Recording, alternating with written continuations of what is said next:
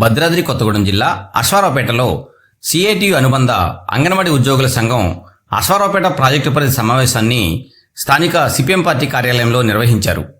ఈ సమావేశంలో అంగన్వాడీ ఉద్యోగుల సంఘం నాయకురాలు రాధా, సిఐటియు నాయకులు అర్జున్ తదితరులు మాట్లాడుతూ అంగన్వాడీ ఉద్యోగులు అనేక వేధింపులు, అవమానాల మధ్య అంగన్వాడీ స్కూల్స్ నడుపుతున్నారని, ఎన్నో సంవత్సరాలుగా ఈ ఉద్యోగాన్ని నమ్ముకొని కష్టపడి పనిచేస్తున్నప్పటికీ ప్రభుత్వం నుంచి కానీ ఉన్నతాధికారుల నుంచి కానీ ఆదరణ లభించకపోగా మాతో వెట్టిచాకిరీ చేయిస్తున్నారని, ప్రభుత్వం నుండి చేయాల్సిన ఏ పని వచ్చినా అంగన్వాడీ ఉద్యోగులే కనిపిస్తున్నారని వారు ఆవేదన వ్యక్తం చేశారు. ఎన్నో సమస్యలు అంగన్వాడీ ఉద్యోగులను వేధిస్తున్నాయని, ఆ సమస్యలు పరిష్కరించమని గతంలో 24 రోజులు సమ్మె కూడా నిర్వహించామని, ఎన్నో వాగ్దానాలు చేసిన ప్రభుత్వం ఆ వాగ్దానాలు మరిచి మమ్మలను మరింత ఇబ్బందులకు గురిచేస్తుందని, ఇప్పటికైనా ప్రభుత్వం ఆలోచించి అంగన్వాడీ ఉద్యోగుల సమస్యలు పరిష్కారం చేయాలని వారు ప్రభుత్వాన్ని కోరారు. మనం 0 to 6 years పిల్లలు గర్భిణీ బాలింతలకి మనం సేవలు అందించడం, అవి కాకుండా అదనంగా మనం చాలా ఒత్తిడికి గురవుతున్నాం. అదనంగా పనులు చేయాల్సి వస్తుంది. చేసే పనుల్లో కూడా మనం చేసామనే పేరుని మనం తెచ్చుకోలేకపోతున్నాం.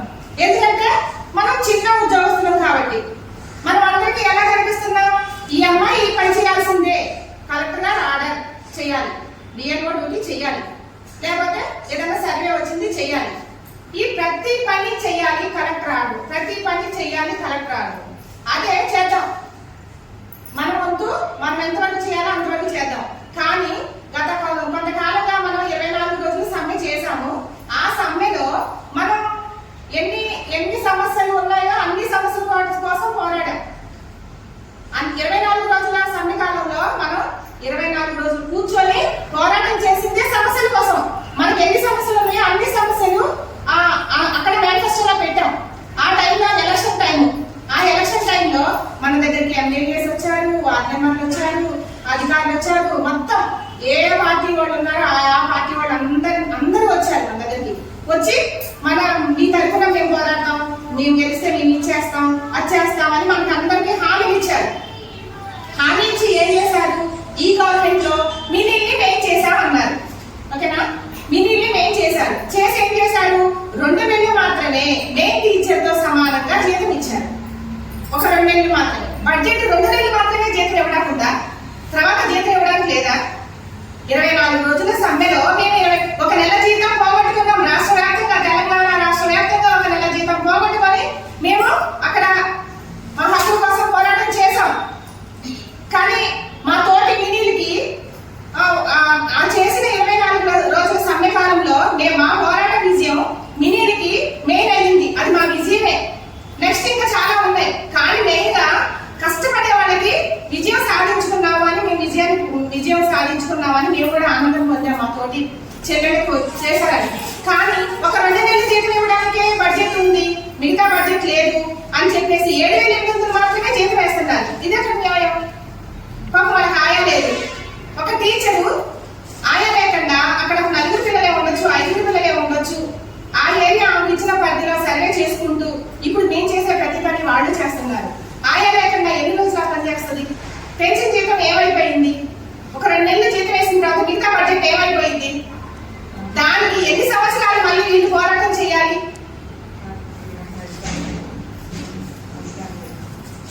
అది కాక ఎన్ని సంవత్సరాలు ఈ పోరాటాలు చేసినా మా సమస్యలు మాత్రం నెరవేరట్లేదు.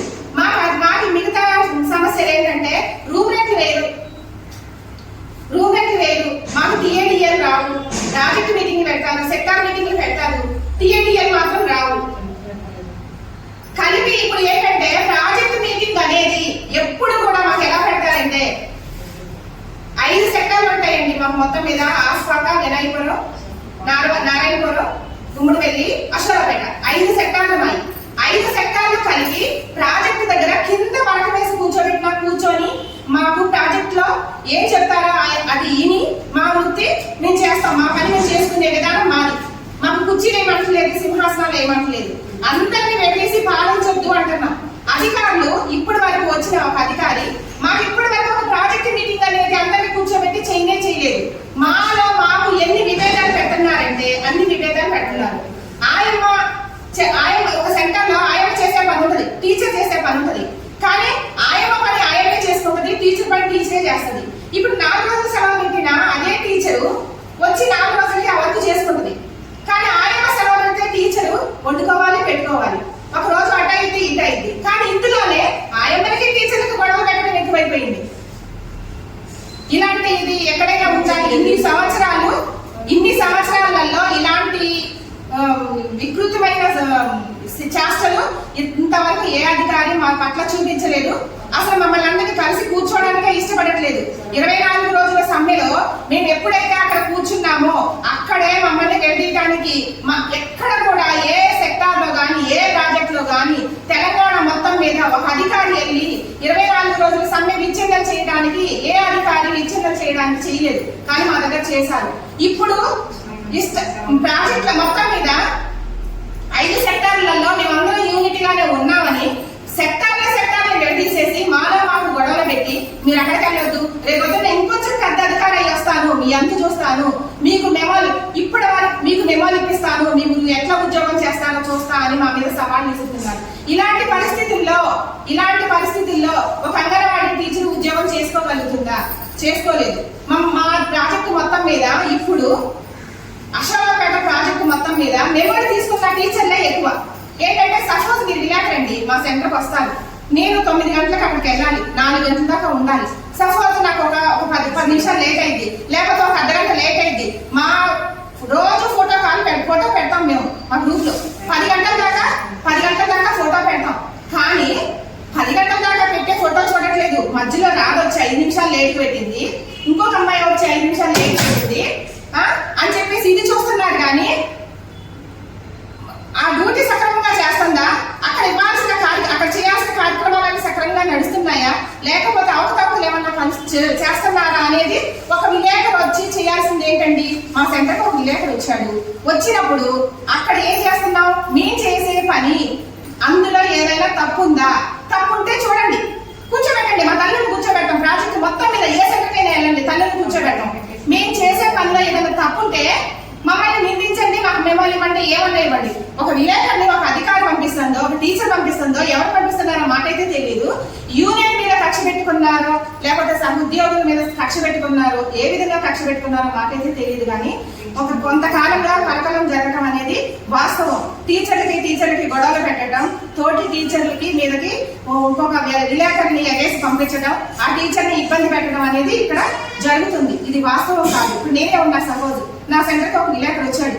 9:30కి వచ్చాడా, 10కి వచ్చాడా? నేను 9:15కి సెంటర్కి వెళ్తే 9:05 నిమిషాలకు ఫోటో తీస్తున్నాడు. నేను 9:30కి సెంటర్కి వెళ్తే 9:20 నిమిషాలకు ఫోటో తీస్తున్నాడు. ఫోటో తీసి ఏం చేస్తారండి? అక్కడ తల్లులకి మేము ఏమి ఇచ్చాము, మేము ఏం చేస్తున్నాము, మా వృత్తి మేము సక్రమంగా చేస్తున్నామా లేదా, గర్భిణీలకి, బాలింతలకి, తల్లులకి, పిల్లలకి మేమంతా పోషకాహారం ఇస్తున్నామా లేదా, లేకపోతే మేమేమైనా ఫ్రాడ్ చేస్తున్నాము? ఫ్రాడ్ చేస్తే ప్రూఫ్ చేయండి.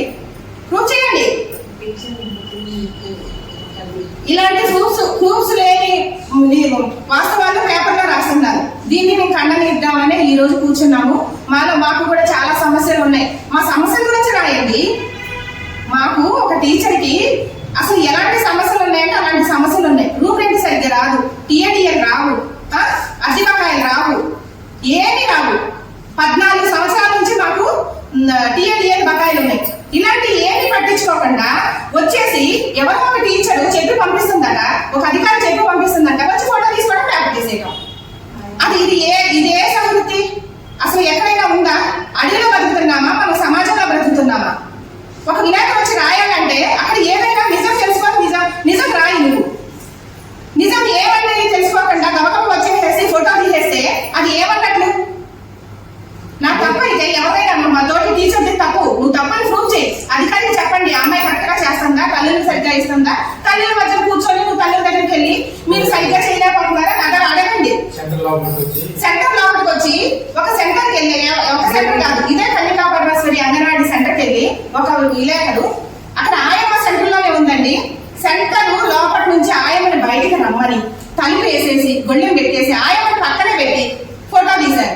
దానికి ఆమెకు మేము మా సెంటర్కి వచ్చి సెంటర్ ఫోటో తీసాడు. 9:05 నిమిషాలు. సరే 9:30 అండి, 10 గంటలకి. నేను 10 గంటలకే వచ్చాను అనుకోండి, 9:30కే వచ్చాను అనుకోండి, నాకన్నీ నేను చేస్తున్నాగా, నువ్వు చేయట్లేదుగా వచ్చి నాకన్నీ నేను చేస్తున్నాగా. వచ్చేసేసి గబగబా ఫోటో తీయడం. అక్కడ ఫోటో తీసాడంటే మెమో ఇవ్వడం. అలాంటి మెమోలు ప్రవృత్తి మా ప్రాజెక్ట్ లో బాగా నడుస్తుందండి.